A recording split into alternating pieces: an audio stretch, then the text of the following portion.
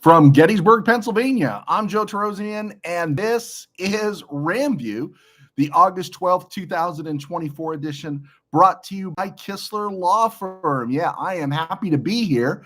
It is a little awkward today. Again, I'm on the road. I'm in a new hotel room. Had a crisis come up in the other one. But this is RamView. We're ready to talk about the Rams, Stetson Bennett, a little bit of Ram talk, Cowboy game, who was on, who was off last night. I want to send out a special shout out to my friend Shay Stewart, who set me up with the tech material so I could watch the game from my hotel room. Believe it or not, there's only two sports bars in Gettysburg. One is a fake sports bar, and the other one's a sports bar, but there's no parking. And 90% of my dining decisions are made by parking accessibility.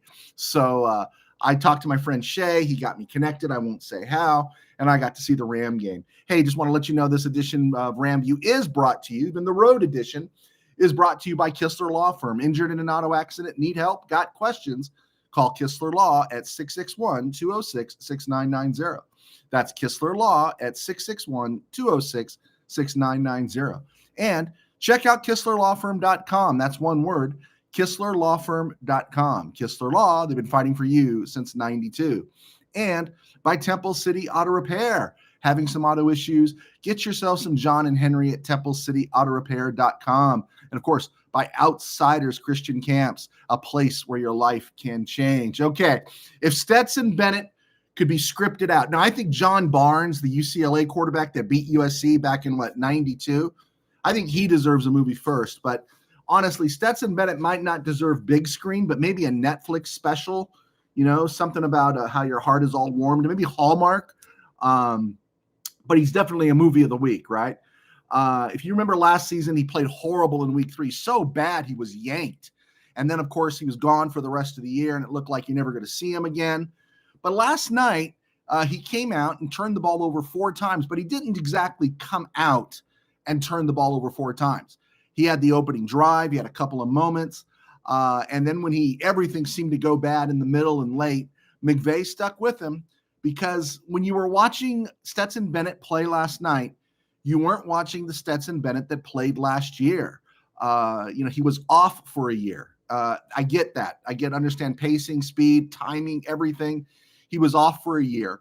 And McVay stuck with him because if you saw him throw the ball for the most part, he was throwing it confidently.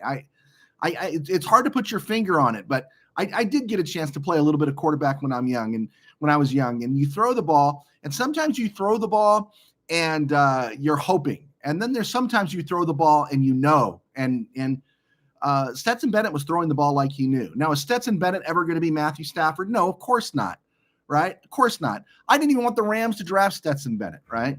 But statements that he played horrible or horribly are just, as I'm fond of saying, low-hanging fruit, right? He was not great. But you know what? Didn't Facenda say great teams aren't always great? They're just great when they have to be. I mean, look at Stetson Bennett's numbers. He was 24 for 38, 224 yards, okay? 4 interceptions, and he got the touchdown when he needed the touchdown, right? And if he wasn't able to move the ball through the air, would we be talking about Jordan Whittington and Xavier Smith today? I listened to one podcast that was so brutal that said he only completed passes in the flat. The first pass he completed to Jordan Whittington was right down the middle. I don't know what this person was watching. I think people are drinking the tutu Kool-Aid sometimes, and they just get it in their mindset that they want this guy to suck, and anything that confirms their opinion of him sucking discounts the stuff he's doing. 24-38, 224 yards. I felt he threw with more confidence, and yeah, he threw 4 picks, and none of them looked good. But when the Rams needed it, instead of sulking, the dude bounced back. And that's a movie of the week for me, right? And we don't know exactly, was it alcohol? Was it depression, right? You get the uplifting story at Georgia. You get the crash and burn last season. And then you get redemption in the 4th quarter after the tough start. It's a movie. It is literally a movie. Okay. Again, we're going to be talking about the Rams all this game. We got a little bit of around the MVL and NFL and other places. Thank goodness the Olympics are over.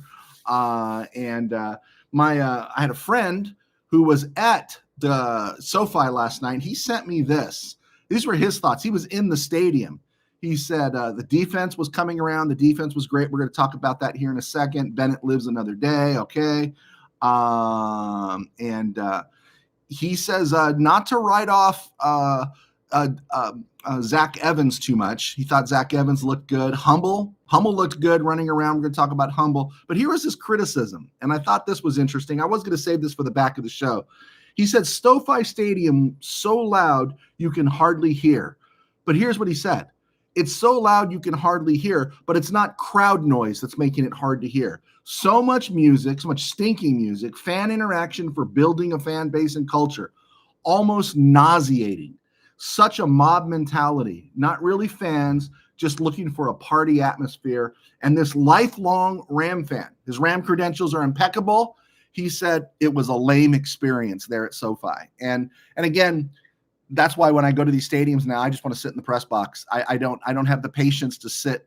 I've seen some games at the Coliseum when the Rams came back, and I was going out of my mind because it was the first few times I had been out of the press box, and so yeah, if I go to SoFi, I'm going to be in the press box. I do not want to sit in the crowd. I don't care about dance cam, kiss cam, and all that kind of stuff, right? And again, that's not how I think the Rams think. Again, the marketing stuff. It can't be a party. It's got to be diehard. If you want what the Steelers have, if you want what the Packers have, if you want what the Chiefs have, if you want what the Raiders have, it can't be about the flash. It's got to be about the substance, right? And the mention here was about the defense, and I think the outcry against Bennett would be louder today if the defense hadn't played so well, right? Yes, some of that was Trey Lance, and we'll talk about him. But the Rams' second and third stringers were able to bring pressure, and when they needed to, they got off the field, right?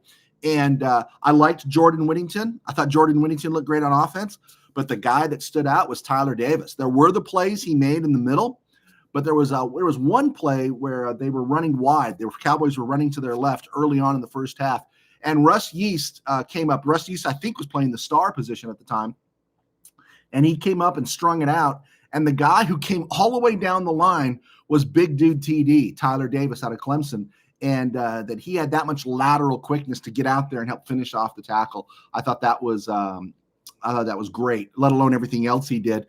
Yeah, the Rams definitely have something in Tyler Davis, and again, that really bodes well, right, for the future. People talked about Corey Durden. I didn't see Corey Durden pop as much, but if they say Corey Durden played well, then I'll go along with Corey Durden playing well. The guy who is got to be fourth on the depth chart, I think, because Byron Murphy and Jared Verse didn't play. Michael Hoyt didn't play. And it's amazing to see Michael Hoyt not play. This is classic UDFA out of Brown. He's just done everything he could to make the team, and he makes the team. And now he's so good, so valuable to the franchise. He doesn't play during the preseason. And I thought that was interesting. But Nick Hampton played. And Nick Hampton and Zach Van Valkenburg, outside of losing contain a couple of times, he was all energy, and he did get his sack. And Nick Hampton put a lot of pressure on there too. I thought he looked good. And so these other pieces are developing. I think back to the 2021 team, 2020, 2018. The Rams had Leonard Floyd. They had some of those guys that were making plays, Aaron Donald, but they had a Samson Ebukam, right? They had an Ogwo Okoronkwo, who these guys were picking up 5-6 sacks in spot duty. And the Rams have guys that can come off the bench. It looks like, we're going to see how they develop, but they look like they have guys that could possibly come on and spot a breather for Verse, a breather for Byron Young, if any of them go down, and make plays. And Samson Ebukam made plays. Ogwo Okoronkwo made plays. Terrell Lewis didn't make any plays. But Van Valkenburg was another one, and it's going to be tougher for him to make the team. Inside, Jake Hummel, I thought, looked really good. Omar Speights played a lot of snaps, and he was all over the field. And then at safety, Cam Kitchens played 31 snaps. And right now, when I was watching Cam Kitchens, because I haven't seen him in coverage too much, I just noticed the hits he made. He makes me feel like we did about Taylor Rapp when he first got to Los Angeles. And I know we'll see. But we really liked Taylor Rapp when he got here, right? He just didn't develop. His pass coverage skills never got any better. And we're going to find out about Kitchens, right? But and he obviously has a sense for the ball because of his record, the interceptions he picked up when he was playing at Miami. But boy, the dude can make plays, right? He hits, he comes up. And again, I wouldn't be surprised, as I said in the last show, if you see Cam Kitchens by midseason starting alongside Cam Curl. Offensive line, these guys did a solid job, better than solid. They did an awesome job. And just up and down the line, Zachary Thomas, who I never wanted to see again, he looks like a better fit at guard than tackle. Warren McClendon was healthy enough to start. He played 46 snaps, and he looked really good at right tackle. Logan Bruss played every snap along with A.J. Akuri, 71 snaps. And if you remember Logan Bruss, his rookie year in 22, in the preseason, he was having guys blow right by him. And I think he's taking a big step. And everyone is excited about Bo Limmer. And when Bo Limmer went out, and I'm not sure what the injury was, but when Bo Limmer went out, Mike McAllister came in, and McAllister was with the team last year, the guy out of Youngstown State, another UDFA. And for the first time I can remember since watching the Rams, I mean, we're looking at some young, serious depth on the roster at the center position. And I don't think McAllister is going to make the team. Well, unless Bo Limmer has an injury or vice versa there. But there's some depth there, and it's good to see. It's good to see. It was just good to see those guys play. Again, they're playing against second and thirds for the Cowboys, but they didn't give up anything to the seconds and thirds, right? So that was really good to see. Boston Scott got the start. I got texts from my guy, Joyne Barker at Mid-Valley Sports saying, someone tell Andrew Siciliano that it's Boston Scott, not Ronnie Rivers. And Zach Evans, the guy, the note that was from somebody at SoFi last night, a loyal RamView follower, Tim in Irvine, said that, Evans, he looks like a guy whose job may be on the line, right? And I will make this note, because I picked it up when I was watching the game last night. On the second Bennett pick, you got a clear view of Zach Evans picking up the pass rush. And I don't think and we've seen Zach Evans catch the ball. He had a 24-yard passing catch from Bennett in the fourth quarter last night. He can catch the ball. He has talent to run. The play where he stumbled and still got the first down on fourth down, that was nice. But picking up the pass rush, even though Bennett got picked off, is a huge deal for Zach Evans. I don't know if it's enough to get him on the team. I thought Boston Scott looked quick, and it was interesting to see. It was good to see. Good to see. Jordan Whittington played 46 snaps. Xavier Smith 54. I thought both were exceptional. Xavier Smith was returning kicks. I thought that was interesting in the sense that Tutu Atwell, I can understand him not playing if he's the fourth receiver. I get that, but everyone needs to get that experience, those reps returning kicks with this new system. And McVay didn't play him there. He played Xavier Smith, and I think it kind of speaks a little bit to about where at this point, up to that point where Tutu Atwell fits on this team, they're just not going to risk him. But watching Whittington and Smith, and Smith was with the team last year. He's the guy out of Florida A&M. He was practice squad guy, UDFA, and but it helps you better understand why Benny Scow was shipped out so soon this spring to Houston. It's like, there's just not going to be any room for Benny Scow, even though he does all those other things. I was a Skoranek fan, but there was just no place for him on this roster with these receivers. And it's really early, but together, the way Whittington and Smith played, and I know I'm a pro Tutu guy, but these guys could make Tutu expendable. It's true. And then Sam Wiglusz and Drake Stoops, they didn't hurt their cause either, but I still think those guys will be practice squad guys. I do. But something to notice there, the Rams receiving room is deep. And I'm wondering if in another year, so let's just say Jordan Whittington becomes something special. Let's say Xavier Smith becomes something special. Does the Rams receiver room suddenly start looking like the Steelers receiver room where, anybody that goes to Pittsburgh, whether they're signed or drafted, and usually not number one picks, they go to Pittsburgh and they're great receivers, right? They just keep producing great receivers.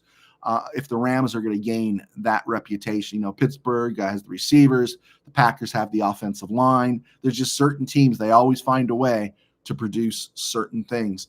And you got to wonder if that's something that will come about with the Rams receivers, because they sure seem to know how to find them, man. They just seem to know how to find them. Around the NFL and other places, speaking of Trey Lance was only okay. Trey Lance didn't even look good to me. against second and third teamers and soon to be unemployed talent in this league. I think the questions have been answered about Trey Lance, and it's not about being given a chance. He had a chance initially in Frisco. He got hurt. He's had a chance.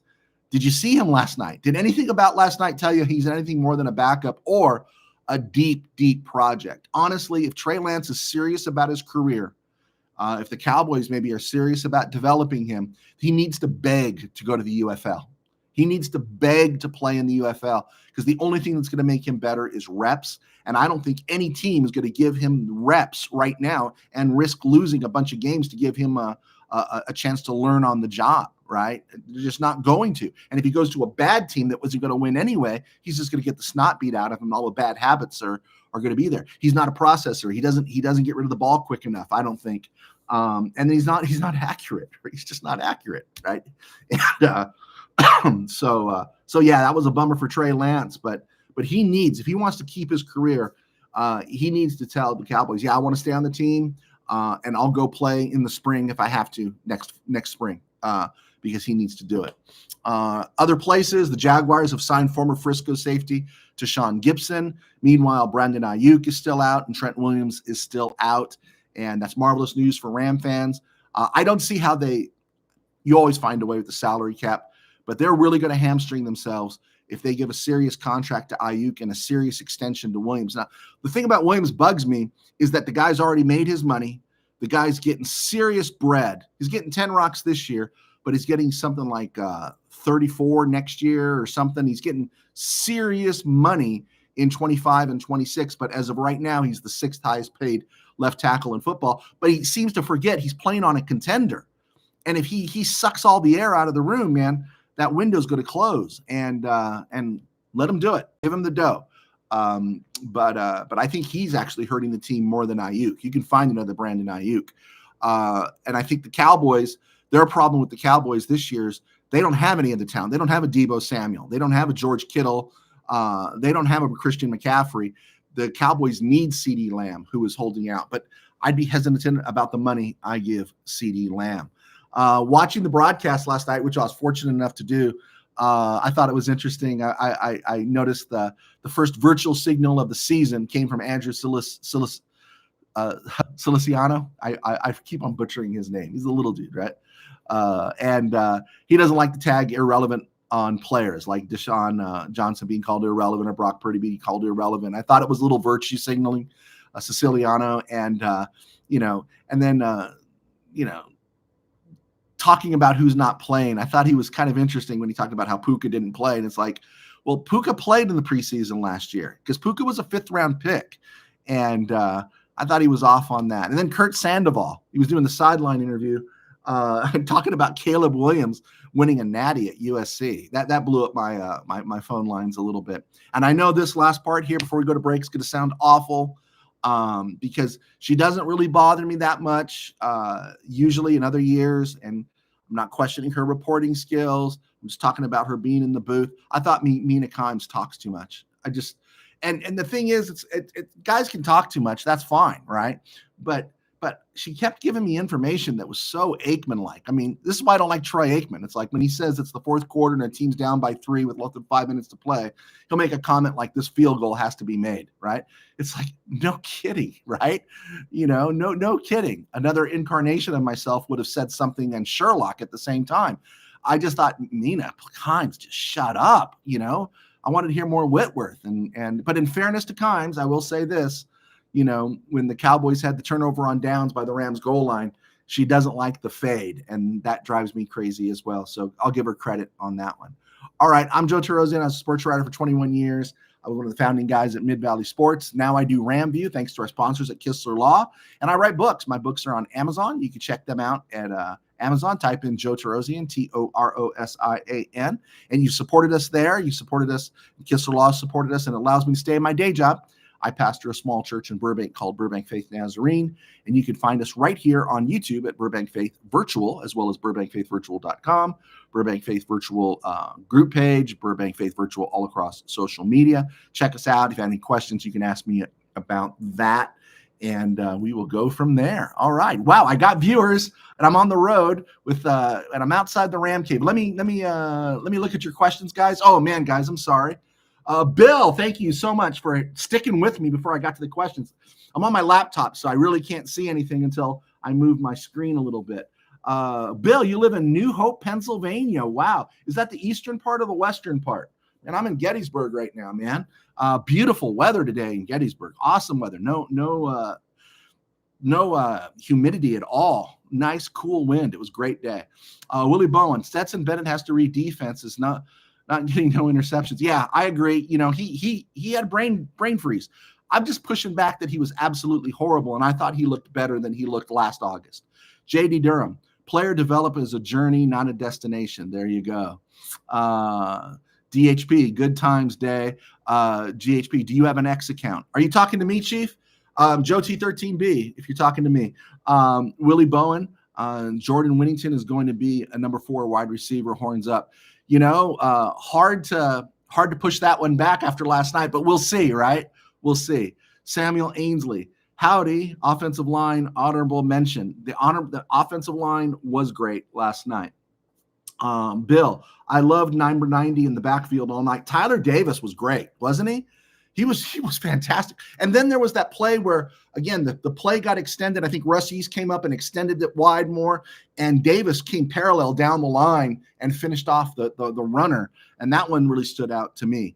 Manuel Vasquez, the defense looked disciplined and physical. It did. The only reason I'm not getting more, amped up about it is because it was, second and third stringers, and it was the first preseason game. But if this is what we're going to expect from Shula, then good for us, right? And there's just a lot of talent on this Ram team, even without Aaron Donald. Let's see here. Willie Bowen, I'm glad the LA Rams defense kept the Dallas Cowboys offense from getting to the red zone. Absolutely. The Rams won 13-12, and it's so funny. 1 year and 50 years ago to the day, I went to my first Ram game, and the Cowboys beat the Rams 13-6 at the Coliseum. And the Cowboys beat the Rams 13-6. Now the Rams return the favor 50 years later. So they kept them out of the end zone. Bill, the guy with the long name, rushed the passer all night long. Well, Nick Hampton did. Van Valkenburg. Is that who you're talking about? Van Valkenburg? Yeah. It was funny. I made a note that, he lost contain on a couple of plays there. But that guy's all energy, right? Is he faster and better shape than he was last year? He's all energy. You know who he looks like? He looks like a poor man's Kevin Green. I'm not saying he's Kevin Green, okay? I'm not saying he's Kevin Green, but he looked like a poor man's Kevin Green because he just got after it. He got after it, and he got after it all night last night. And I was happy he finally got the sack. He played the most snaps of any Ram player. I think he was at 56 or something like that. Let's see. Willie Bowen saying hi to Manuel. Let's see. Bill. Boston looked good yesterday. I wasn't in. Oh, I'm lost on that one. Boston. Oh, Boston Scott. Yes, Boston Scott. I'm thinking baseball. Yeah, Boston Scott did look good. Hit the hole hard, and that was interesting. Someone pointed it out, and I didn't notice it at first, but going back and you look, is that the Rams last year implemented that gap scheme, and they were running on the gap schemes. And this year, this preseason game, they were running more zone. That's what someone shared. And you look at it and you can see it, but I didn't notice it last night. Let's see. The Rams' depth is the best it's been since McVay took over. It looks really good right now, doesn't it? It does, Samuel. Manuel Vasquez, the depth of the defensive roster is getting better. He agrees with you, Samuel. Bill, does Winningham and Davis play Saturday? If they don't play, that tells you what McVay thinks of them, right? If they don't play, then these guys, there's a good chance they're going to be on this roster. And if I'm Tutu, I'm keeping my bags packed. Let's see. Bill, no pressure on Bennett until the last drive. Absolutely, right? And then when he gets pressure, he makes the play. And I think that bodes well for him. Manuel Vasquez, Bruss and Thomas are a perfect example of some players just needing time to develop. We broke down that Bruss thing on the last show in the different hotel room. He blows out his knee, catastrophic knee injury in 2022. And then, take a while to get back, makes the practice squad last year. And now he looks like he's going to make this. I think he might make this roster. And good for him. I wouldn't say KT Levinston is ready to make this roster. And people are already giving him a roster spot. He's hurt right now. We're going to see how he does, but I think Bruss and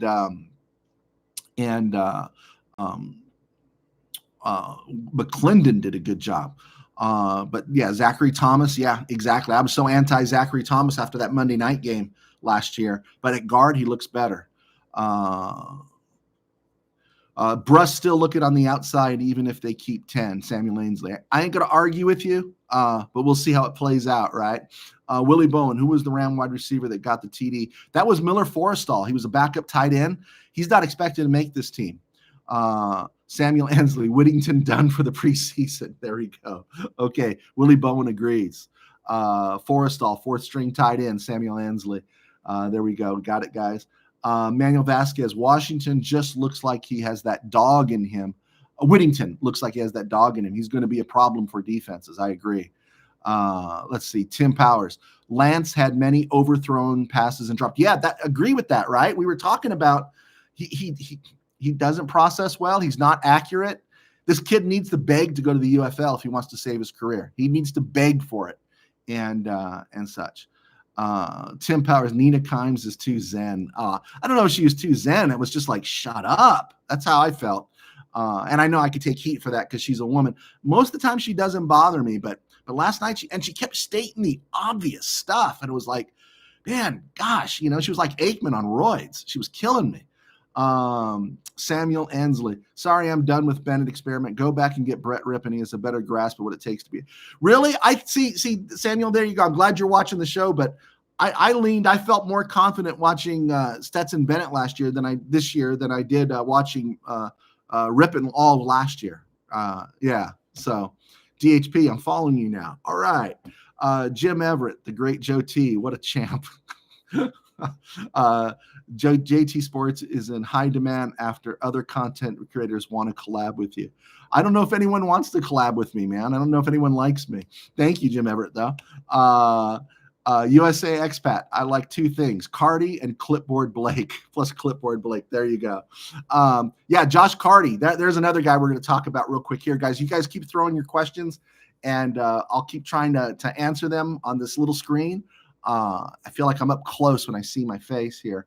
Let's keep going with the game. They interviewed Stafford, and Stafford just looks like he's a pro, right, and everything. But it bugged me when they're interviewing Stafford.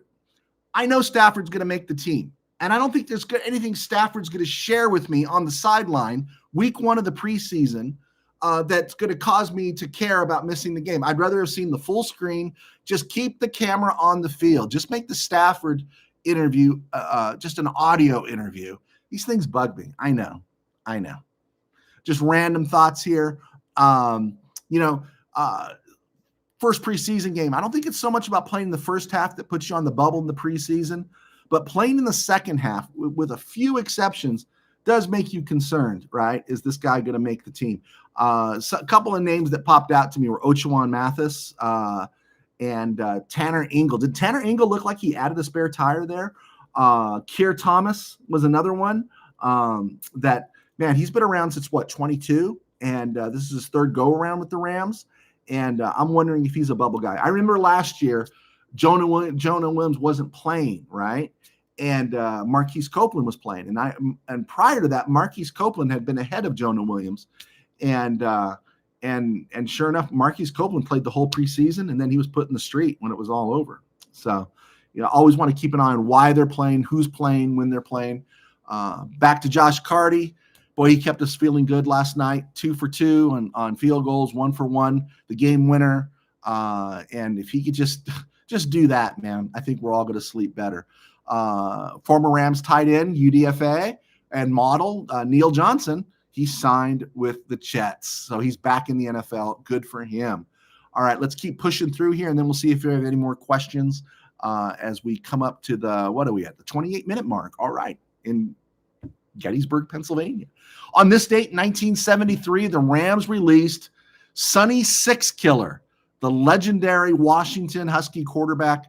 Sonny Sixkiller was released by the Rams. He had a cup of coffee in the WFL and loved the name, right? But I didn't know who Sonny Sixkiller was until I saw The Longest Yard, and my brother said, "Hey, that's Sonny Sixkiller." And then I went and looked up Sonny Sixkiller, and of course, since that time, I let everyone know I knew who Sonny Six Killer was, but I didn't at that time. On this date in 1978, the Rams lost to the Chargers at the Coliseum in a preseason game. I sat in the grandstands, the open end of the Coliseum. Briefly, they had grandstands there at that time. It was new, and I was there with my brothers, and we were noticing, Stan Johnson, who was a second-round pick, was kind of lazy and loafing and stretching. George Allen's second game as head coach in the preseason. Rams lost, and George Allen the next day was fired. Yeah. August 13th, 1978, Rams fired George Allen and promote Ray Malavasi to head coach. That was the third time George Allen had been fired by the Rams. First time, Dan Reeves fired him. There was an uproar. He brought him back. Coached 2 more years, 69 and 70, and then Dan Reeves fired him again. Rams hired him again after the 77 season, and in the summer of 78, they fired him again. And ended the whole George Allen run in the NFL. But let me tell you how great everyone thought George Allen was. George Allen got into the Hall of Fame without a Super Bowl ring. There you go. And he belongs there. George Allen was great. On this date in 1986, Dieter Brock had knee surgery, and he was gone forever. We never again played it with the Rams. Tomorrow, August 13th, besides George Allen getting fired, the Rams traded tight end Pat Curran and another no-name player to the Chargers for a third-round pick. It turned out to be 68 overall in 1977. His name was Ed Fulton, and there's a little story behind Ed Fulton we'll get to on another day. 1980, the Rams released Sid Justin. Sid Justin was a free agent defensive back the Rams signed when everything was going wrong in 79. And he was part of that team that went on that run. He didn't play in the Super Bowl because I think he popped a hamstring on a blocked kick return. And it looked like he was going to be with the Rams in 80, and then he got cut on this tomorrow, 44 years ago, Sid Justin. And his brother, Kerry Justin, I believe, played for the Chiefs. And also a guy that was released that never played it down in the NFL for the Rams, but he was the guy when the Rams traded James Harris in 77 to the Chargers for, I think it was a 4th-round pick. They got Derwin Tucker. They used that pick on Illinois defensive back Derwin Tucker. Derwin Tucker came with great fanfare from his hometown, and he decided somewhere there that he didn't want to play football, and the Rams eventually released him. So there we go. All right, we got our stuff in. Let's just see if we got any more questions that popped in. And you guys are still with me. Thank you so much. Let's see here. Jim Everett, the great. Ramelia Sports and Peo want to collab. Oh, okay. I think, I don't know if it's on the screen or not, but I think in my I'll leave my email in the comments box. All right. I'm happy to talk to anybody. I'm thrilled that anyone wants to talk to me. So I'll leave my email in the box here. In fact, I'll do it right now. And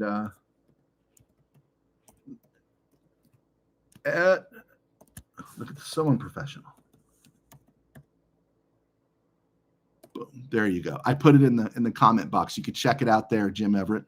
DHP, Rippin was dog feces. The Rams should have won the Rams should have won that game in Green Bay. Should have. Daniel Correa, what's up? We still have red sods problem. Hope we can fix it.